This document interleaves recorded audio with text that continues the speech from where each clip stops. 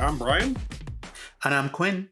And welcome to Infectious Enthusiasm, the podcast where we talk excitedly about Pathfinder 2nd Edition. First thing I want to point out, by the way, Quinn, is I finally got my hands on both the player core and the GM core for the remastered stuff, and they are great. They're pretty fantastic. I know. I'm a big fan. And it took me a little while to track down a player core because I was determined to get it from a local game store. And they kept being sold out, and I'm not complaining about that. That means that a lot of people are buying them, and I think that's a good thing. So anyway, just wanted to throw that out there because I'm really enjoying the remastered stuff. And I feel like we'll have to do a remaster episode at some we point. may have to. Actually, I think it's a great idea. And because I've been reading through them, and I'm really liking the changes they've made. Yeah, some great changes. And one of the changes they made does, in fact, involve our subject today, but I think we're going to talk about it more generally. This subject is monsters. And I like the way that Pathfinder 2 handles monsters because not every game requires them, but the ones that do, you got to do something with them because, what's a dungeon without dragons in it? What's a tunnel without some trolls? It's empty and it's boring. It's a Starfield planet, I guess. So I've played Pathfinder 2. I appreciate you. I see what you're doing. So I've played a decent amount of Pathfinder 2nd Edition, but I haven't run it yet. However, Quinn, not only have you run a lot of Pathfinder 2nd Edition, you've written adventures for it. So I think it's safe to say that you have a lot more experience with monster design than I do. So I've even written a few specific monsters, like in a bestiary. So see, for example. So if you don't mind, I'm going to sit back and listen to you talk about how Pathfinder 2 handles monsters. Okay, gather around the campfire. No. Don't sit around a fire on this. So yeah, so to talk about how Pathfinder and some of the other games we're going to talk about handle monsters, just a bit of theory on monsters in games. So monsters are story elements that you're using in your game, or you're saying something when you bring a monster in, and you're saying something different than when you have just a general other kind of character that people are going to interact with in different ways. And monsters are going to have usually strange ecologies and patterns and life cycles and needs. And they're going to express what they do in different ways. And in RPGs, roughly, there's two approaches a system can take to monsters. They can concern themselves with how monsters are approached, or they can concern themselves with how monsters are encountered, right? And so in the former, how they're approached, right? This is where we are looking at the sort of ecology and the patterns. We're going to be tracking down the monster, or we're in an area and we see a weird slime on the ground. Oh, what's that coming from? And it's the mystery and discovery of the monster that is driving the play. Yeah. And then the other half is the encountered part. And then that is actually, hey, there's a monster. He's right there. Right. And, where the approach is sort of what is a monster about? How does a monster live? The encounter is, what does the monster do? Yeah. Right. And how are they expressed in some sort of conflict, whether it is combat or a social encounter or something else altogether. And so those are two basic approaches. And I know, there's got to be somebody saying, well, Quinn, you can do both. Sure, but it is actually really expensive in terms of time and energy and actual paper to make a monster that is optimized for both approach and encountered. There's, relevant to our podcast, one exception that we'll talk about later, but most systems really have to pick one or the other just for resource constraints. Agreed. I mean, what do you think of that, Brian? Is that? No, I agree with that. And actually, that's also relevant to the game I'm going to bring up later in a lot of ways. So, So you're right. And also, I mean, from a story point of view, that's pretty, obviously there's nuance within it, but I think that does break it down into the two basic reasons that you have some sort of monster or adversary or whatever in your game. Right. And yeah, exactly. Like you have either it raises a lot of questions or suddenly it spurs you into action. Correct. Like, Yeah. what are the rules for bears? It's one of those. Mm-hmm. And it's not that, if it's, when you approach a monster, it's not like you never encounter it and then there's no encountering mechanics or anything. And it's not that if you encounter them, there's no information on it to approach. But again, it's where is it weighted? Yeah. And so in Pathfinder 2, and sorry, before I get to that, and then once you know where it's weighted, then we can start talking about like, okay, what is the quality of the information we get and the guidance that we get for doing that, because it varies. Right. And so in Pathfinder 2, it's pretty good. One of the reasons we're highlighting it here, and some of it comes down to just honestly the sheer elegance of the 3-action system. It lets you, when you're either building a monster or using a monster, rather than express patterns of like attacks in sort of clunky ways, in say an earlier edition of Pathfinder, or like in 3.5 base games, you're like, okay, the monster does this as a swift action, right, but then this as a move action, and does that as a standard or a full action, which just made the monster from a GM level very hard to parse. Yeah, like having been on the GM side of that, yeah, it is. And then it makes it difficult to, especially because like most monsters are dealing at an action economy deficit from players, right? Right. Your players have, you have 3 or 4 players against 1 or 2 monsters, and so they're outstripped in that. And now you have to. It puts this onus on the GM to understand the implicit kind of language and economy perfectly, or else they're going to use it inefficiently. Yeah. And therefore get mobbed by the players. So there's a part of monster design that is actually this sort of guidance, so that you should be able to look at a monster as a GM, and even for sort of complex monsters, be able to go, oh, well, I see that, it has this ability and that ability. So this ability is going to feed into this ability. But then when this thing is triggered, it's going to do this, right? And you should be able to take a few minutes, read it, and see all of this stuff communicated in what it can do. Yeah. So like, I just want to use, and so Pathfinder 2 does a good job using the 3-action economy to help do that. So it might say, hey, a monster can spend 1 action to throw a rope and grab a guy, right? Then he can spend 2 actions to make an attack against the grab guy for extra damage, right? He could also spend 3 actions to do a ground slam attack and hit, a bunch of guys, right? And so that communicates pretty easily where they want to spend a turn, right? And what kind of attack cycles they might use when they get their way. And can I point something out? Like I said, please. I haven't run PF2 yet, but I played it.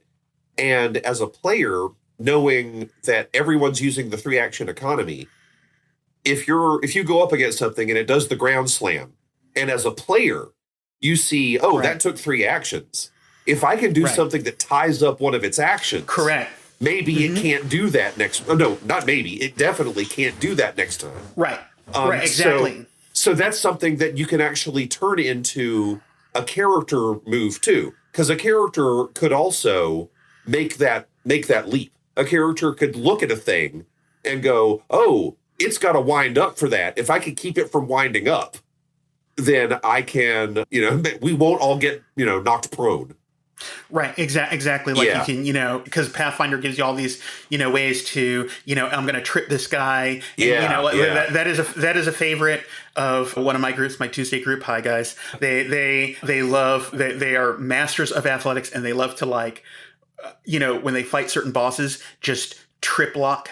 Nice. Trip and grab lock the guy just to disrupt their action economy, right? If you have to spend an action to get up Yeah. Right? You can't use that big 3-action attack, or it disrupts your action cycle. And that's the other part of monsters, right? Especially monsters that are encountered. A sad truth about monsters is they were born to break. Right? Yeah. Right. They were not born with long life cycles. True enough. And with an approached monster, since generally with an approached monster, most of your adventure is kind of like interacting with its artifacts. Yeah. That like, hey, if you finally encounter the thing and blow it up and around, it doesn't matter that you didn't see what it can do because it's done what it needed to do. Right. But if you take a monster that's meant to be sort of encountered and it doesn't get to express what it does, then the players don't really understand. Like, they're like, cool, like we saw this monster and it's I don't know, it waved its hands in the air. I think it was trying to do something. Anyways, we killed it. Yeah. We one-shotted it. And that brings us to what I think might need to be a different episode, which is encounter design, I guess. Right. But yeah, you're right. Like although I guess we're still sort of talking about that, because when you are making a monster, or even just choosing a monster, from the list of monsters that Paizo has already made, it is important to think about its place in your story. Even if that place is just, to be a minion that gets mowed down, that's still a place. You need to, but, think about that and think about how much of a challenge it actually is for your players. Mm-hmm. Right, exactly. And yeah, like what kind of like challenge is going to be, and then like what those monsters are, what they say through their actions. Yeah. And so like where I wanted to kind of talk about this with Pathfinder 2 is just look at a monster. And, I'm not going to read out the whole stat block of it here, but I just want to sort of talk about it and what it's expressing, and a couple of key points in how it expresses it. And I hope it like illustrates for our listeners sort of what Pathfinder is getting right in monster design. I mean, I'm looking forward to it. I hope our listeners are too. Also, listeners, this is a stunning display of podcast nepotism here, because we're going to be talking about a monster I designed that is in the Bestiary 3. But I love this little guy. He's not actually very little, but it is the Sombreva. And the Sombreva are negative energy plane hunters, like predators. They sort of go, and they are all about sort of the thrill of the hunt, and they get trophies in their night lodges, but their trophies aren't like statues or like taxidermy. They actually drain the souls of things, and then that's not friendly. Yeah, that's not. No. And then they take those souls and then they put them up on the shelves, and they sort of display the souls, and like the more worthy the soul is, the sort of brighter and stuff that it gleams. And that's sort of how they rank themselves amongst a one night lodge, and then one night lodge against the other. Right. So that's them. So there is actually cool, I think a cool bit of stuff that you can use in a story about them, right? Like to go and talk about their approach, but there's not a lot of, there's a few hundred words that sort of talks about them here. You're going to, if you're using them for just primarily like a story bit, you're going to need to do some embellishing, right? Yeah. We're not giving you a ton here. They're mostly meant to be encountered, right? Okay, there's, here's some setup, and all of a sudden you're fighting against, some Brava or two, and here's what they're doing. And so to express that, and so just their appearance wise, they are giant creatures, and they have like a blade that they use. Like for them, it would be a short sword. For us, it would be a two-handed sword. Oh, gotcha. Right. And then they have these whips that grow out of their arm. And so in just the fiction sense, what they're doing is they can control sort of darkness too. So they'll sort of make darkness around their prey, and then they come in, they can see in the darkness, and they use the whips to like grab them and then sort of drain the souls of their opponents while they stab them and, fight them in the dark. That's terrifying on like 3 separate levels. I love it. Yeah. And, and if they kill you with that whip, they basically claim your soul and Gotcha. Okay. go off, right? And so that's sort of like the fiction of what they do. And then sort of mechanically, again, I'm not going to read the whole stat block, but just like highlight like a couple of things that would show you, if you're running one of these, how to use them and like how you can sort of pick up on it. Cool. So they're like, so one of the big things is that they have attack of opportunity, right? If somebody tries to move by them, they do it. Not everybody in Pathfinder has attack of opportunity. And generally, if someone has attack of opportunity, that means that that's implying that they are a skilled warrior. Okay. Right. Because like for player characters, only fighters get it. That makes sense. Exactly. Right. Okay. And then they have an ability, because they're these hunters, they have a hunter's triumph, right? And so it's a triggered ability. And if they kill something, they let out this like triumphant roar, and then everybody has to make a will save or be frightened. Right. Okay. Right. Because they're just like, imagine these like hunters, and they I should say too that they have blue skin and they have like animal heads, like the heads of predators. So like they might have like the body of a human, but the head of an eagle, or like a lion or things like that. Right. They're these predator humanoids. And then they have like some melee attacks. They have the blade, and then they have that whip coming out of their skin. And then they have sort of, and those are just one action things. And then they have sort of darkness as a spell-like effect. Yeah. Right. Which lets them do their thing. And then they have a one action claim trophy. Right. So basically any creature that they killed within the last minute, they can take that one action and then take their soul as a blue thing. And, there's even some text in here on how you can get the soul back. Yeah. I was exactly, because right there, that gives the potential for a whole other adventure.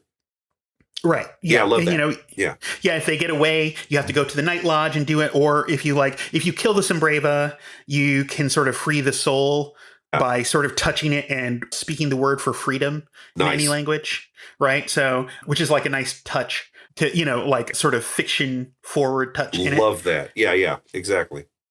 And then it has just like, for its ability, like a whip drain, right? So if it has something grabbed with the whip, it can spend one action to drain it, right? And then it's like last ability is just sort of a static ability. If it's got something off guard or drained or frightened, all of things it can inflict, then its hunt blade will do extra damage. Okay.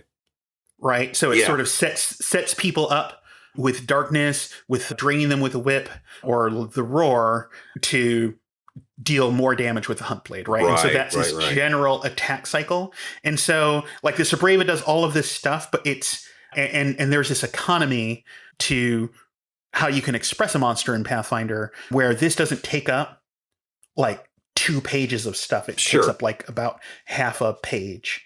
And it's pretty easy to read. It doesn't have actually a ton of abilities, just a few synergistic ones. Right. And you don't need a lot, because if you pile too much stuff on there, first off, you're not going to get to use most of it. And also at that point, it just becomes a burden for the game master to have to try to remember all of it and fit it in. Correct. So what it sounds like to me is like, and correct me if I'm wrong, but it sounds like you went in with a theme and then just used things that helped fit that theme. Right.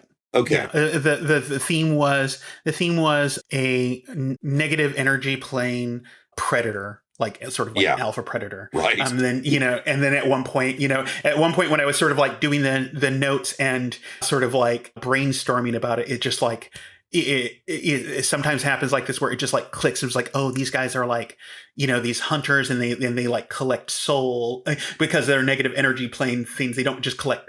They don't care about bodies, but they care about souls. And then they just sort of, and then it's like once I had that, everything just sort of cascaded off of there, from the concept to the mechanics and, and stuff like that. And you can see that in not just, I wanted to use the Sombreva because it's like, I know exactly what went into that Right.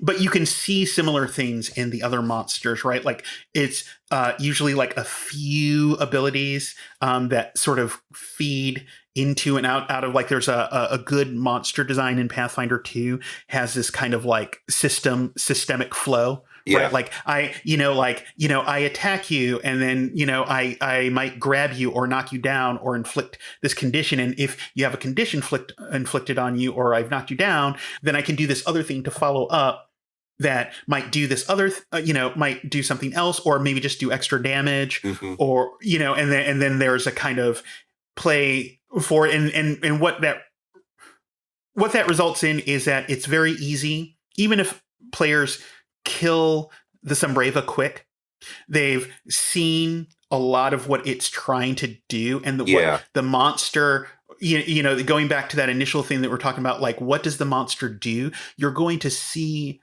the monster expressed. And so you're going to get a feel for its flavor and its role in the fiction by what it does, even if it's not horribly successful, right? Right. That's the goal. Well, and sometimes, having game mastered a whole lot, like I said, I haven't run Pathfinder 2, but I've run a lot of other games. And sometimes you put something in the game and you think it's going to do one thing and it doesn't. Other times, though, that's the point. Sometimes you put something in to make that point, either for it to be really difficult and, give them opportunities to run away and learn a thing, or for it to be not such a difficult encounter, but to make a point about the setting or to make a point about the story they're in. Like, oh, we're dealing with negative energy beings now. I mean, that might be all you needed. And like, maybe we're high enough level or we're good enough at strategy and tactics that we took this thing down. But now these things are around. And we're not always going to be there to keep it from stealing souls. Even that is a good hook. Right. Exactly. Like, I mean, you could run there's enough hooks on this thing. You could make like a adventure based around like a whole tribe of these things, right? Stuff like that. And, like I used it in one of my games, and they encountered them earlier and they were quite a challenge. And then they encountered when they were leveled up and it was not quite as much of a challenge, but I put in both ends so they could sort of almost see how they'd grown, that they could sort of like basically one of them came back because some brave are also about like honor and sort of worthy hunts and stuff like that. Yeah. They're not one of those. They're not amoral really, but even though the morality might be a little twisted, right. And then they sort of fought one, and then he was like, "Hey, I'm going to let y'all go right now, but I'll be like, you guys are really promising. Like it gave in its mind." The best compliment it could give is like, you guys are worthy of your souls being on my wall. Whoa. Yeah. They have a code. I like it. Yeah. Right. And it's like, well, maybe that wasn't the compliment that you thought it was, but noted. Right. Right. Like, uh-oh. So, it was, so I guess that like is a good sort of expression of, a good example of how Pathfinder is doing it and sort of some of the factors that go into it. Brian, what did you want to talk about? I had a few games that sprang to mind, but the one that really kept coming back up that I thought was doing something different with monsters is Monster of the Week. And partly because it has the word monster right there in the name of the game. So as the name implies, it's a game that's designed to emulate really TV shows like Buffy the Vampire Slayer, Supernatural, The Witcher, things like that. Even X-Files to some extent, where the trope of Monster of the Week actually came from. And so you already know sort of the kind of stories that you're going in to tell. And it's in shows like that, and especially the way that the game is set up, often figuring out what's causing the problem in a story is the main activity, even more so than what would be a boss fight at the end. Sometimes you don't really even get the boss fight because you figured out the problem. And This actually goes back to what you were talking about with the difference between encountering a monster where that's the fight. That's the thing. But in this case, it's the other thing you were talking about, where a lot of it is the mystery of the monster. What's happening? Why are these people dead or wandering around like zombies? And so Monster of the Week does a really good job of offering you both options. But just like you were talking about with designing a monster in Pathfinder 2, it isn't necessarily an adversary to be defeated, but it can be. And sometimes you could set up sort of a bigger monster with minions, and the minions would be the encounters, and then the main one would be your mystery. But when you're building a Monster of the Week, what you end up doing is figuring out things like its motivation, what weaknesses it has, and those could be classic, like silver or extreme heat, or, like folklore, hearing a certain word, something like that. Mm-hmm. Along with that, you're also doing more traditional things, like literally how much harm will kill it. Because Monster of the Week doesn't exactly have a hit point system, but it kind of does. You do harm to things. So you can actually, there are some monsters that if you just hit them enough times, it'll die. You also want to figure out what powers it has and things like that. But because how satisfying is the combat in that? It is quite satisfying. It is not tactical like Pathfinder 2 would be. It is satisfying in the same way that, say, the final scene of an episode of Supernatural might be satisfying. Or the climactic scene. Because, again, the promise of this game is that you are emulating a TV show in which you encounter a bunch of monsters. And you are also trying, in most cases, to solve the mystery. You're not just wading through a dungeon where you have encountered a lot of monsters. Again, that could be part of it, but generally speaking, it's like an episode of Buffy the Vampire Slayer. A whole lot of Buffy the Vampire Slayer was, what's behind this? And then once they figure out what's behind it, they look it up in a book and they go, oh, we need to surround it by salt and then banish it. So sometimes that's what you're doing. But combat does exist, and combat is, it's powered by the Apocalypse game, but they do have so what you end up doing is a whole lot of, you've got moves that do harm. There's one that's literally called kick ass.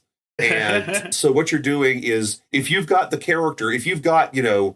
your character, I'm trying to think of a good one. Oh, okay. Like going back to Buffy again, the guy, Buffy herself did a whole lot of ass kicking. Like she would get into just a full out fist fight with vampires. Right. So that's that move. But then also you've got other people whose moves are more like what Giles would do, or whatever, where they, stick a piece of consecrated paper on the thing's head and it goes away. So you've got it actually, depending on the moves that you've got, it's got those options for how you want to handle it. And so the other thing that it does that I think is useful is it groups monsters into different types. So you can, as a game master, decide what monster you want to be at the heart of this thing. And if the monster is literally just, kind of a rampaging Minotaur type monster, then you are pretty much going to have to go up against it with weapons or some sort of violence. But if it's more of a scheming mastermind type monster, like, your head vampire, that kind of thing. If it's like that, then you've got to be more clever about it. But so monster design in this is in a lot of ways. It's like encounter and like it's session design almost. In a lot of ways, that's a really good way to put it. Yeah, it is. So you've got to think about the monster's place in the story. And once you've figured that out, once you figured out like what role does this monster play in this session or in this group of sessions, once you've answered that question, and then you can throw in some weaknesses that they can make certain moves and they can discover the weaknesses. Like, again, if we're going back to Buffy, they look it up in the right book, something like that. Or more excitingly, you go and talk to some other kind of monster that knows how to defeat it, that kind of thing. You have to do one of those things. But whatever it is, go ahead. But like encountering these monsters is probably one, like maybe you might have an incidental run in or something, but like the encounter the monster is actually one of the last things you do. Absolutely. And it does often come down to something along the lines of a boss fight where Right. you've got your ducks in a row because again, these TV episodes are built like that. So this has mechanical support for doing the same thing. And it doesn't feel like having both played it and run it. It doesn't feel to me as a player like the game master is just dangling plot tokens in front of me because the way that everything is set up and the way that the moves are built up surrounding this monster, it actually comes off as getting closer and closer to the heart of the mystery. And once I've solved it, either I have the tools I need to defeat it, or I already had the tools I needed to defeat it. I've just found the thing. And I like that. I like it that it also gives you the option. Not everything's going to be the same. It gives you a lot of options for different types of monsters, different reasons they would show up, and ways to make every character in there have something important to do. Because when you're making a monster, it's pretty easy to look at the player character's abilities and just add things that will either be more challenging to them or just in some cases just possible for them to do. Like you've got that one character that's really good at a thing, throw in the monster, like make the monster's weakness something that they can discover, that kind of thing. I think this is a really good example of like this sort of inversion of the Pathfinder general approach of like, hey, we're like here, you're going to make a monster that is going to be basically your session, and then here are all the ways to sort of design like a mystery, and like sort of your separate encounters that lead up, and like the monster encounter is really kind of the culmination of everything else. Right. And it is possible to throw in some minions so you could have some lesser encounters if you want to do that. But you're exactly right. The primary encounter is going to be your big bad at the end. Mm-hmm. Exactly. So what did you want to talk about as far as the way of begins to start? So I am going to talk about Call of Cthulhu. That's one of my favorite games. Yeah, Call of Cthulhu is a classic. And Call of Cthulhu is another one that actually inverts it's an inversion of how Pathfinder do it. I want to say it's not a really inversion because approach and encounter become the same thing. They're part of a cycle. Yeah, right? True. You approach a thing until you've encountered it. Yeah. Actually, you're right. You're absolutely right. So, but it cares more about approach, right? If you look in, like I have in front of me a copy of the Malleus Monstrorum. Mm-hmm. It's actually like a really beautiful 2-set bestiary for Call of Cthulhu. Like, I just if you like Call of Cthulhu, like you should low key in this thing. I need to. I don't have that one. I need to find it. It's really good. And like when you go through it, you'll see that it is like Call of Cthulhu monster stats aren't a lot to write home about, right? Just because like either the monsters, it's an elder god, so you're dead, right? When you encounter those things, you're gone. Right. That's not an encounter. Right. Right. That's your death. There's like a second level, so those stats are like perfunctory. Absolutely. And then there's another level of like, you can run. Yeah. And they might do some stuff to you on the way out. And then there's like, oh, you could like fight this. Right. Right. You've got some of the lesser ones that you could actually mess with. Yeah. Right. And those are like the 3 tiers of things. And usually they're expressed fairly succinctly in their sort of stat block. And what's more important for these monsters is like the description of what they do. They go into a lot of details about like where you'll find them, what they're about, like what they like to do, Yeah. And because what's really important in using them is their encounter, there might be a monster who is going to be summoned that is so powerful it will like destroy you, but what you don't care necessarily about the encounter, again, because you're going to get destroyed, so you probably want to avoid that encounter. Right. But like the themes up to it, like, oh, what's happening here, what is that strange thing on the wall, oh, like where are these summoning circles, where Yeah. why are those people in the town there, right? That Call of Cthulhu's main form is sort of like a combination of like mystery and madness, and these monsters are providing this brooding, overtone. These monsters are right underneath the surface of one of these adventures, Right. and is trying to figure out what it's doing, what it wants, where it is. That is a lot of the tension of the thing. So the ecology and patterns and physiology of the beast are way more important than the stat block. The Right. stat blocks could just, like you could, if you wanted to, literally change the stat blocks to like you're living, you're hurt, you're dead. Fair right. point. And it would, yeah. and you could just let people roll dice as they want to flavor it, and functionally it would work the same In a lot of ways. in Call of Cthulhu, because all of the good juice is in the other flows of the game. Absolutely. And one of the things I like about the way that monsters are written up in Call of Cthulhu games is that a whole lot of it is that ecology that you were talking about. Right. You've got that because I have both played and run Call of Cthulhu, and that is, I have just flipping through the sort of low and mid-level monster listings has been enough to give me an idea for an adventure, because I, like you said, it'll tell you which places you can find it. It'll tell you what it feeds on, why it does certain things, and that information is enough for me to go, oh, okay, these are the effects that it would have if it ended up in, say, a circus or whatever. And once I've got that, you tell the investigators weird things are happening at the circus. And then even if it's a fairly low level monster that they could defeat, approaching it is, like you said, the vast majority of the game. And then they figure out whether or not they have any hope of doing anything about it.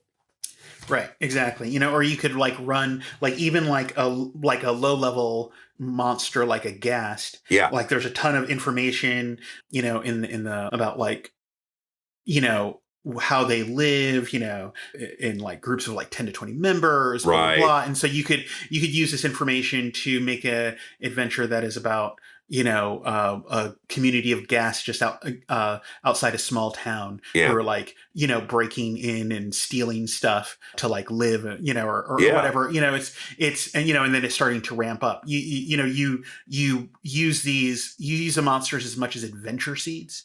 Right. As you do as like opponents. So you use them more as adventure seeds than opponents. Yeah, you're exactly right. And it fits so nicely with the themes of the literature that the game is based on.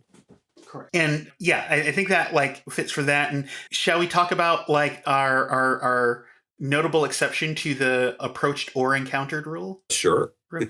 So I will give one from and I'm sure there are others. This is the one I have on hand and I think is relevant to talk about. It is the Pathfinder 2nd edition book, Lost Omens, Monsters of Myth. And so this book, the Bestiary 3 that the Sombreva in has 300 monsters. The Sombreva takes a page, right? And it is a nice big book, right? There are 18 monsters in this book. It is much smaller, but a monster is like, a monster takes maybe 6 to 8 pages. Right. A lot more detail. With a lot of detail, and talks about sort of where it is in the world. They might, cover, it might have everything from extra items to discover like an archetype of, people who hunt this thing. Yeah. And campaign seeds where you might use, like how you could base a whole campaign around it. And so this is an example. And they do have those great, amazing stat blocks we've got, right? And one neat feature of Pathfinder is that the way they do the stat blocks, they can sort of add in sort of descriptive fiction bits into powers to like with the Sombreva, where you can claim the soul by touching it and saying Right. freedom in any language. It's a great thing that feeds into it. And then when you have all that wind up of talking about a monster for 6 pages or so, then it can really synergize well with that stat block, and you can Yeah. you can really express what you were just talking about in there. And so this is a great thing where the monsters are, you can go through the whole approach of the monsters. You can build whole adventures or campaigns around some of these monsters. Some of them are so high level. If you're starting your characters off at like first level, you will have to make it a campaign. Yeah. Because they're not going to fight it. But That's a really long approach. right, yeah, this is a very long approach, but you can do it in any number of ways and use them so you can build your approach, and then when you encounter them, they still are doing what Pathfinder excels at. Yeah, absolutely. But again, this is, in terms of effort, is not like cheap to do. Right. You cannot do it at the same. You cannot build this at the same rate that you do the bestiary. This takes a lot of, there's some really cool monsters in here, and really cool, lots of thought and like work went on all of this stuff. I'd love to see more of this stuff, but just thinking of it realistically, for products is I hope we see more of this book, but they will be similarly slim and cool, and that's how it should be. Right. It just takes literally, it just takes a lot more time to make that happen. But I agree. Some of my favorite things, and that book is a good example. Some of my favorite. You remember the Dragon magazine back in the day? They do the ecology of a certain. Oh my monster? God! Oh yes. So what you're describing is a lot like that, in which it would just be this. It would be 2 or 3 pages in Dragon magazine about how the monsters operated, communities that they might have had. And I ate those articles up. Oh God, I love those things. I love those things. So this reminds me of that. Mm-hmm. Yes, right. But then we'll know again, in terms of that effort, right? Those things came out after the Monster Man. They didn't come out with the monsters originally. They had to come out in dribs and drabs after to really make those chewable. So because the Monster Manual would have like 4 or 5 monsters per page. Right. So whereas, it was mostly the stat block with a fairly short description. And then, so it was always fun to me to see, Ed Greenwood go in and just, really blow it out. Yeah. Yeah, that's awesome stuff. So, I think we have taken on this monstrous task. Thank you. Do you have anything else you want to lead out with there? Just that, I think everything that we're talking about, like we said, is coming up with why your monster is in the place that it is. And in some cases, it might be that you want to challenge a certain player character. In some cases, because you're telling something about the story. Sometimes you just want, a cool thing with some fire powers in it, whatever it is. Be aware of why you're putting the thing in the place it is, and that will help you determine. If you're making a new monster, it'll help you determine what to do with it. If you're picking one out, it will help you find a good one to slot into that space. Mm-hmm. Well said. How about you? Guess I said the most of it, but to just reiterate, I think, I think the approach encounter frame is a really useful way. I agree. To think about it, like, sort of plugging into what you're saying, like where you want to put it, and then what part of the monster, like what aspect of the monster do you care most about? Yeah, right? what do you want to highlight? I like that. Yeah. Right, and then it's nice if you care more about the approach, then you can sort of lean away from like focusing on stat blocks or things like that. And then if you care more about the encountered, then you can sort of de-emphasize the how and why and just sort of focus on like what's it going to do when they meet it. Absolutely. And so you can save yourself. So the most work you're going to do as a GM is when you care a lot about both. Yes, good That's point. the most work. Yeah. So if you just consider that as a fact, and I'm not saying don't spend that time, but think about where you want to spend time if you've got a limited time budget. Yeah, be Be mindful of what it is what your goal is. Correct. I guess. Yeah. Yeah. Mm-hmm. Nice. Yeah, I mean that's everything that I wanted to hit. I think, although we could, as you may have already figured out, we could keep talking. we may do another monster episode because we got a lot to talk about. Yeah. Awesome. Well, thanks so much. Thanks a lot. Thanks everybody for listening, and we'll talk to you soon. See you later.